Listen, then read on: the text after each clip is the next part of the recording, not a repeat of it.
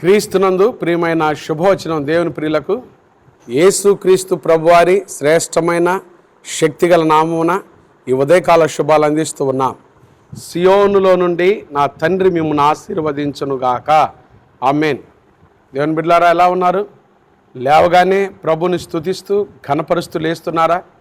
యేసయ్య చేసిన మేలులు కొనియాడుతూ లేస్తున్నారా? యేసయ్య ఈరోజు మీ జీవితంలో గొప్ప కార్యములు చేయునుగాక, ఆశీర్వాదకరమైన కార్యాలు జరిగించునుగాక, అద్భుతములు చేయునుగాక, యేసయ్యకే మహిమ కలుగునుగాక. యేసయ్య గొప్ప దేవుడండి, శక్తిగల దేవుడు, రాజులకు రాజు. ఆయన నమ్మిన బిడ్డల జీవితాల్లో ఆయన అద్భుత కార్యాలు, ఆశ్చర్య కార్యాలు చేయువాడు. ఈరోజు యేసయ్య మీ జీవితాల్లో గొప్ప కార్యాలు చేయునుగాక. ఆమేన్. ఈరోజు శుభవచనం కొరకు యాత్ర కీర్తన 132వ సంకీర్తన మొదటి వచనం. యెహోవా దావీదునకు కలిగిన బాధలన్నిటినీ అతని పక్షమున జ్ఞాపకము చేసుకొనుము. చూడండి, దావీదునకు కలిగిన బాధలన్నిటినీ, ఒకటి కాదు రెండు కాదండి, ఎన్నో బాధలు గుండా దావీదు నడుస్తూ ఉన్నాడు. బాధలన్నిటినీ అతని పక్షమున జ్ఞాపకము చేసుకొనుము. మనం ఆరాధించే మన దేవుడు మన బాధలు జ్ఞాపకం చేసుకునేవాడండి, మన శ్రమలు చూచేవాడు ఆయన. అందుకనే శ్రమ దినమున నీవు కృంగిని ఎడల నీవు చేతకాని వాడవగుదువు. ఆ శ్రమ దినమున నువ్వు ఆయనకి మొరపెట్టాలి కదా. నేను శ్రమల పాలై దీనుడనైతిని, ప్రభువు నన్ను తలంచుకొనుచున్నాడు అన్నాడు దావీదు. శ్రమల్లో విడిచిపెట్టే దేవుడు కాదు మన దేవుడు. మీలో ఎవరికైనా శ్రమ కలిగినా అతడు ప్రార్థన చేయాలని బైబిల్ చెప్తుంది. దావీదు ఎన్నో బాధలు గుండా నడిచాడు. నాకు తెలియదు ఉదయకాలం నువ్వే బాధలు గుండా నడుస్తున్నావో, ఏ కష్టాలు గుండా నడుస్తున్నావో, నీ ఇంట్లో ఏ సమస్యలు ఉన్నాయో, ఏ బాధలు, ఏ ఇరుకు ఇబ్బందులు ఉన్నాయో నాకు తెలియదు. యేసయ్య నీ బాధలన్నీ జ్ఞాపకం చేసుకునేవాడు, ఆయన చూచేవాడు. హాగర్ అంటది కదా, చూచుచున్న దేవుడవు నీవే, తన ఎడల యథార్థ హృదయం గల వారిని బలపరచుటకై ఆయన కనుదృష్టి లోకమందంతటా సంచారం చేయుచున్నది. ప్రభు చూస్తున్నాడండి. ఈ ఉదయకాలం నీ పరిస్థితి అంతా చూస్తున్నాడు. నీ బాధలన్నీ జ్ఞాపకం చేసుకుంటున్నాడు. బాధల్లో ఆయనే నీకు సహాయం చేయబోతున్నాడు. హల్లెలూయా. ఈరోజు దావీదు కలిగిన ఒక బాధ గురించి నేను మీకు జ్ఞాపకం చేస్తాను. సమూయేలు మొదటి గ్రంథం 30వ అధ్యాయం మనం చదివితే, సిక్లగు అనే ప్రాంతంలో దావీదు ఉంటున్నాడండి. సౌలు తరుముతా ఉన్నప్పుడు దావీదు శత్రువు రాజును ఆశ్రయించి సిక్లగ్ అనే ప్రాంతాన్ని ఏర్పాటు చేసుకొని దావీదు చుట్టూ ఉన్నవారు కూడా దావీదుతో ఉంటూ ఉన్నారు. శత్రువులు వచ్చి ఆ సిక్లగు ప్రాంతంలో దావీదుతో ఉన్న సైన్యము రాజు దగ్గరికి వెళ్ళి వచ్చే లోపే శత్రువు దాడి చేస్తాడు. దాడి చేసి దావీదు భార్యలు పిల్లలు, అతనితో ఉన్న వారి భార్యలు పిల్లలు, వాళ్ళ పశు సంపద మొత్తం దోచుకొని వెళ్ళిపోతారండి. ఈ వృత్తాంతం సమూయేలు మొదటి గ్రంథం 30వ అధ్యాయంలో రాయబడింది. ఆడొక మాట నేను చదువుతాను చూడండి.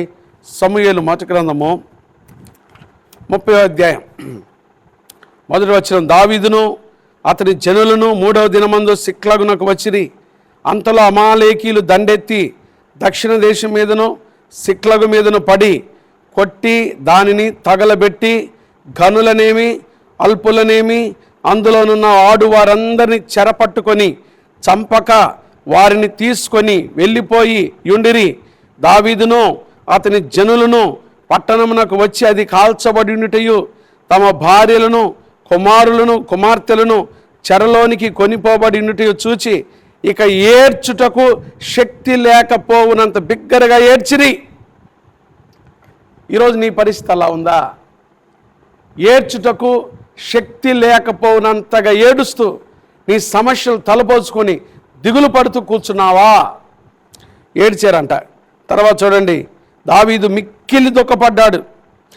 అప్పుడు మరియు తమ కుమారులను బట్టి కుమార్తెలను బట్టి జనులకందరికీ ప్రాణం విసికినందున రాళ్ళు రువ్వి దావీదును చంపుదాం రండని వారు చెప్పుకొనగా దావీదు తన సేవకుడిని యెహోవాను బట్టి ధైర్యం తెచ్చుకోడు. చూడండి, ఆ పరిస్థితుల్లో కూడా రాళ్ళు రువి దావీదును చంపాలనుకున్నారంట. దావీదు పక్కనున్న వాళ్ళే దావీదును అర్థం చేసుకోలేకపోయారండి. దావీదుకు కూడా వచ్చింది ఆ సమస్య. దావీదు కూడా ఏడ్చాడు, దావీదు కూడా దుఃఖపడ్డాడు. దావీదు ఇంట్లో కూడా నష్టం జరిగింది. అది అర్థం చేసుకోక దావీదును చంపాలి అని వారు అలా ప్రయత్నం చేసినప్పుడు దావీదు తన దేవుడని యెహోవాను బట్టి ధైర్యం తెచ్చుకొని, దావీదులో ఉన్న గొప్పతనం, దావీదు ధైర్యవంతుడు. దేన్ని బట్టి తెలుసా? తన దేవుడని యెహోవాను బట్టి. మనుషులు ఎవరున్నా లేకపోయినా, మనుషులు నమ్మినా నమ్మకపోయినా, నా దేవుడికి నా హృదయం తెలుసు, నా దేవునికి నా మనసు తెలుసు. దావీదుకి ఈ ఒక్కటే ధైర్యం, నా దేవుడు నా పక్షాన ఉండువాడు, ఆయనను విడువడు ఎడబాయుడు. ఇది దావీదుకు ఎంత ధైర్యమో చూడండి. దావీదు ధైర్యం తెచ్చుకున్నాడు, దావీదు ప్రార్థన చేశాడు, దావీదు దేవుని వైపు చూశాడు. ఎప్పుడైతే తన బాధల్లో దావీదు ప్రభు వైపు చూడటం నేర్చుకున్నాడో, బైబిల్లో చక్కటి మాట రాశారండి. ఇదే అధ్యాయము సమూయేలు మొదటి గ్రంథం 30వ అధ్యాయము 19వ వచనం నేను చదువుతున్నా చూడండి. కుమారులేమి కుమార్తెలేమి దోపుడు సొమ్మేమి వారు ఎత్తుకొని పోయిన దాని అంతటిలో కొద్దిదేమి గొప్పదేమి ఏది తక్కువ కాకుండా దావీదు సమస్తమును రక్షించెను. హల్లెలూయా. దావీదు సమస్తమును రక్షించెను. దావీదు సమస్తమును దక్కించుకున్నాడు. ఎప్పుడైతే నీ బాధల్లో నువ్వు ప్రభు వైపు చూస్తావో, ఎప్పుడైతే నీ బాధల్లో ప్రభువుని బట్టి ధైర్యం తెచ్చుకుంటావో, ఎప్పుడైతే నీ బాధల్లో ప్రభు సన్నిధిలో విచారణ చేస్తావో, ప్రార్థన చేస్తావో, దేవుడు నువ్వు కోల్పోయిన సమస్తం ఇచ్చునుగాక. ఈరోజు నీ పరిస్థితి ఎలా ఉందో నాకు తెలియదు. ఈ శుభవచనం చూస్తున్న దేవుని ప్రియులారా, మీరేది కోల్పోయి, ఏది నష్టపోయి, ఏ దుఃఖంతో, ఏ బాధతో, ఏ సమస్యతో ఉండి ఈరోజు ఈ ఉదయకాలం శుభవచనం చూస్తున్నారో, మీరు కోల్పోయిన సమస్తం నా ప్రభు మీకు దయచేయునుగాక. దావీదు దేవుడు మనకు తోడుగా ఉన్నాడు. దావీదు ఆరాధించి దావీదు నమ్మిన దేవుడు సజీవుడుగా, యేసు క్రీస్తు ప్రభువుగా ఈరోజు ఈ ఉదయకాలం నీతో నాతో మాట్లాడుతూ ఉండగా దావీదు ధైర్యం తెచ్చుకున్నట్టుగా ఆ ప్రభుని బట్టి ధైర్యం తెచ్చుకో కదండి. ఆయన ఉన్నాడు మనకి. లోకంలో ఎవరు మనతో ఉన్నా లేకపోయినా మన పక్షాన ఉండువాడు, మనకు ధైర్యమునిచ్చువాడు, మనల్ని బలపరచువాడు, మనల్ని స్వస్థపరచువాడు, మనల్ని నడిపించువాడు, మనకు సమస్తము దయచేయి దేవుడు ఉండగా యేసు క్రీస్తు ప్రభుని మీ సొంత రక్షకునిగా అంగీకరించి ఆయన వైపు చూడండి. యేసయ్య మీ జీవితంలో ఘన కార్యములు చేయునుగాక, గొప్ప కార్యములు చేయునుగాక, ఆశ్చర్య కార్యములు చేయునుగాక. యేసు ప్రభువు అందుకే ఈ లోకానికి వచ్చింది. ఆయన మనకు సమస్తమును ధారాళంగా దయచేయడానికి వచ్చాడు. ఈ క్రిస్మస్లో ఆ ప్రభుని నీ హృదయంలో చేర్చుకొని ఆయనను బట్టి ధైర్యం తెచ్చుకొని ఆయన నమ్మి ఆయన బిడ్డగా ఆయన సన్నిధిలో విచారం చేయటం నేర్చుకో. యేసయ్య ఈరోజు మీ జీవితంలో గొప్ప కార్యములు చేయునుగాక. ఆమేన్. ప్రార్థన చేసుకుందామండి. మహాపరిశుద్ధుడైన మా తండ్రి, దయగల దేవా, ప్రేమ స్వరూపి, మీకు స్తోత్రాలయ్యా. ఈరోజు శుభోచనం ద్వారా మీరు మమ్మల్ని దర్శించినందుకై స్తోత్రాలు. విన్న వాక్యాన్ని దీవించండి అయ్యా. దావీదు బాధలన్నిటిని కూడా మీరు జ్ఞాపకం చేసుకొని ఆ బాధలన్నిటిలో నుంచి, ఆ భయములన్నిటిలో నుంచి విడిపించి దావీదును నడిపించిన దేవుడవు, మా దేవుడవయ్యా. ఇమ్మానుయేలు దేవుడవు, మాకు తోడుగా ఉండటానికి వచ్చిన దేవుడవు. ఈరోజు మీ వాక్యం ద్వారా మమ్మల్ని దర్శించినందుకై స్తోత్రాలు. శుభోచనం చూస్తున్న బిడ్డలందరినీ దీవించండి అయ్యా. ఈరోజు ఎందరైతే అనారోగ్యంతో ఉన్నారో, హాస్పిటల్లో ఐసీలో రోగులుగా ఉన్నారో, యేసు నామములో వారి వాక్యం ద్వారా స్వస్థత పొందుదురుగాక, వారికి స్వస్థత కలుగునుగాక.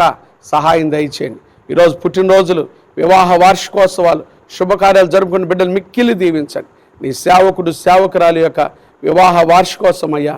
నీ దీన సేవకుడి కుటుంబాన్ని కూడా మీరు జ్ఞాపకం చేసుకొని, ఇన్ని సంవత్సరాలు దీన జనరాలు తండ్రి, దీన సేవకురాలని నన్ను జ్ఞాపకం చేసుకొని మా వివాహంలో మీరు ఇంతవరకు తోడుగా ఉండి, దాంపత్య జీవితంలో, కుటుంబ జీవితంలో, సేవా జీవితంలో, పరిచర్లో మమ్మల్ని మీరు వాడుకుంటున్న విధానంకై స్తోత్రాలు అయ్యా. ఈ నూతన వివాహ వార్షికోత్సవ సంవత్సరంలో నూతన కృపతో, నూతన ఆరోగ్యంతో, నూతన తలంపులతో, నూతన దర్శనంతో పరిచర్లో మమ్మల్ని మీ మహిమ కొరకు వాడుకోమని ప్రార్థన చేస్తున్నా.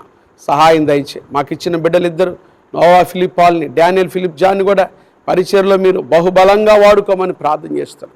నీ సేవకుని కుటుంబం చుట్టూ మీకు కంచివేయండి. యెహోషువ అన్నట్టు నేనును నా ఇంటి వారును యెహోవానే సేవించదమని చెప్పినట్టుగా మిమ్మల్ని సేవించే కుటుంబంగా, మిమ్మల్ని ప్రేమించే కుటుంబంగా, మిమ్మల్ని ఘనపరిచే కుటుంబంగా, మీ పరిచర్లో ప్రభా మిక్కిలి వాడబడే కుటుంబంగా మీ సేవకుని కుటుంబాన్ని వాడుకోమని ప్రార్థన చేస్తూ ఉన్నా.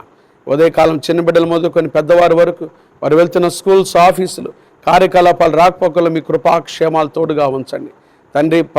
ప్రయాణం చేస్తున్న ప్రయాణికులకు మీ క్షేమం దయచేయండి ప్రభా. వారు ట్రైన్లో వెళ్తున్న, బస్సులో వెళ్తున్న, విమానాల్లో వెళ్తున్న కాలి నడకని వెళ్తున్నా, కారుల్లో వెళ్తున్నా, నీ బిడ్డలకు మీ సన్నిధి తోడుగా వచ్చును గాక. సహాయం దయచేయండి. చదువుకుంటున్న బిడ్డలకు విశేషమైన జ్ఞానం దయచేయండి. వ్యాపారం చేసుకుంటున్న వారి వ్యాపారాలు దీవించండి. ఉద్యోగాలు చేసుకుంటున్న వారి ఉద్యోగాలు దీవించండి. పెట్టుబడులు దీవించండి. చేతుల కష్టార్జితం చేసుకుంటున్న వారి చేతుల కష్టార్జితాన్ని దీవించండి. నిరుద్యోగులకు ఉద్యోగ భవిష్యత్తు దయచేయండి. ఏకాంగులను సంసారులుగా చేయండి ప్రభా. గర్భిణీ స్త్రీలకు సుఖమైన ప్రసవం దయచేయండి. గర్భం లేని తల్లులు ఎవరైతే చూస్తున్నారో యేసు నామములో వారి గర్భములు తెరవబడునుగాక. కార్యం చేయమని ప్రార్థన చేస్తున్నాం. పోటీ పరీక్షలకు సిద్ధపడుతున్న బిడ్డలను జ్ఞాపకం చేసుకోండి. ఇంటర్వ్యూకి వెళ్తున్న బిడ్డలను మీరు జ్ఞాపకం చేసుకోండి. బిడ్డలకు మీరు తోడుగా ఉండండి. విశేషమైన మీ జ్ఞానంతో నింపండి. హాస్టల్లో చదువుకుంటున్న మా బిడ్డల చుట్టూ మీ కంచి వేయండి ప్రభా.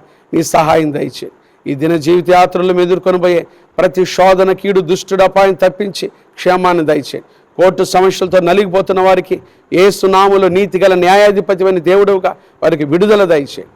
ఈ దిన పరిచర్యలో కూడా మమ్మల్ని వాడుకోండి. సార్వత్రిక సంఘాలను దీవించండి. సేవకులను దీవించండి. అనేక మంది సేవకులు ఈ శుభవచనం చూస్తూ దీవించబడుతున్నారు. నీ బిడ్డల పరిచర్యను, సంఘాలను దీవించమని ప్రార్థన చేస్తున్నాను. ఈ క్రిస్మస్ దినాల్లో మీ సువార్త విరివిగా విత్తబట్టకు నీ కృప దయచేయమని, కార్యాలు జరిగించమని, క్రైస్ట్ బ్లెస్సింగ్ చర్చి ద్వారా జరుగుతున్న ఆయా సెమీ క్రిస్మస్ వేడుకలు, పరిచర్యలను కూడా దీవించి ఆశీర్వదించమని యేసు నామమున ప్రార్థిస్తున్నాము తండ్రి. ఆమేన్. త్రియేక దేవుని ప్రేమ, కృప, సమాధానములు ఈరోజు ఈ శుభవచనంలో పాల్గొన్న దేవుని ప్రియులందరికీ, సార్వత్రిక సంఘానికి, సకల పరిశుద్ధులకు, క్రైస్ట్ బ్లెస్సింగ్ చర్చ్ పరిచర్లకు ఇప్పుడు ఎల్లప్పుడు ప్రభు రాకడ పర్యంతం తోడైండును గాక. ఆమేన్. గాడ్ బ్లెస్ యు దేవుని బిడ్డలారా. ఈరోజు దీన సేవకుడు నాది పాస్టర్ గారి వివాహ వార్షికోత్సవం. కాబట్టి మీ ప్రార్థనలు జ్ఞాపకం చేసుకోండి. దేవుడు మాకు ఇచ్చిన మరి ఒక వివాహ వార్షికోత్సవాన్ని బట్టి దేవునికి స్తోత్రాలు. మా కుటుంబం బిడ్డలిద్దరు నోవాని, డానీని కూడా మీ ప్రార్థనలో జ్ఞాపకం చేసుకోండి. సిబిసి సంఘాన్ని జ్ఞాపకం చేసుకోండి. పరిచర్యలు ఇంకా మేము బలముగా వాడబడేటట్టుగా, మా సంఘము విస్తరించబడేటట్టుగా, శాఖోపశాఖలుగా ప్రభు దీవించేటట్టుగా ఈ ప్రార్థనలో జ్ఞాపకం చేసుకోవాల్సిందిగా ప్రభుపేట మనం చేస్తున్నాం. God bless you.